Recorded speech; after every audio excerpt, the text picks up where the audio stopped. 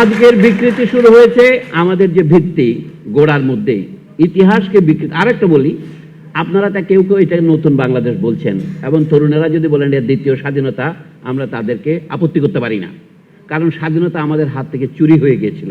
এটা শুধু আমার তৈরি করা কথা নয়, এটা তৎকালীন আওয়ামী লীগ সরকারের পরিকল্পনা কমিশনের সদস্য অধ্যাপক আনিসুর রহমানও বলেছিলেন, উনি অপহৃত বাংলাদেশ, বাংলাদেশ চুরি হয়েছে। কি চুরি হয়েছে? স্বাধীনতার চুরি হয়েছে। তাহলে সেটা আমরা পুনরুদ্ধার করেছি। আমাদের তরুণদের কাছে আমরা চিরদিনের জন্য ঋণী, তারা আমাদের হারানো স্বাধীনতা ফিরিয়ে পাওয়ার পথে সাহায্য করেছেন। এখন বলি আমি, আমাদের ইতিহাসের ক্ষেত্রে যে পুকুর চুরি হয়েছে সেটা কি? ব্রিটিশ শাসনের অবসান এই দেশে কয় তারিখে হয়েছিল?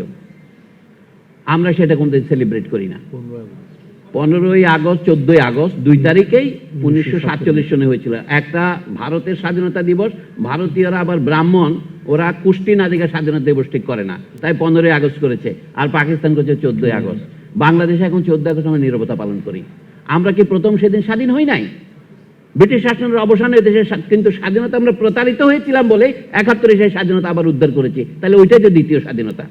তাহলে এবং 24-এর 5ই আগস্টের স্বাধীনতা তৃতীয় স্বাধীনতা।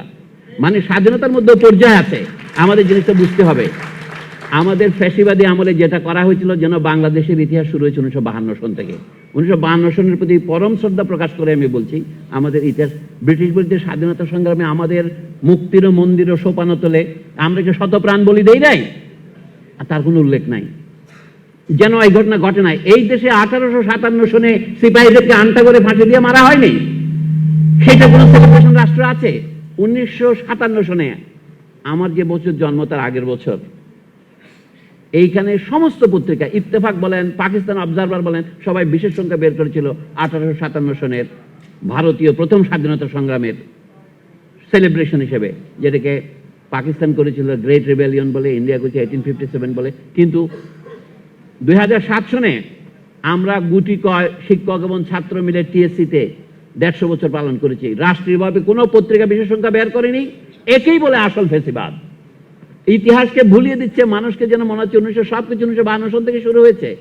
52 সন মিথ্যা নয়, 71 সন মিথ্যা নয়, কিন্তু যখন আপনি তাকে তার গোড়ার পা দুটা কেটে দিয়ে বলেন এই হচ্ছে আমাদের ইতিহাসের শুরু, তাহলে আপনি যে অন্যায় করেন, এটা ইতিহাসের প্রতি অন্যায় নয়, এটা ভবিষ্যতের প্রতি অন্যায়। আমি বারবার একটা কথা আওড়াই, এক বিদেশি পণ্ডিতের কথা, যে ইতিহাস মোটেও অতীত নয়, ইতিহাস হচ্ছে বর্তমান।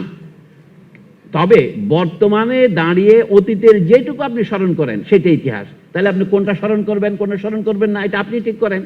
জন্য বলে আমি নতুন বাংলাদেশে আমরা চাই আমাদের চিন্তার, গবেষণার, পড়াশোনার স্বাধীনতা, যেটা বাংলাদেশের বিশ্ববিদ্যালয়গুলোর মানে তো কমে যাচ্ছে কেন? আমাদের এটাকে বাড়াতে হলে আমাদের সেই চিন্তার স্বাধীনতা দরকার।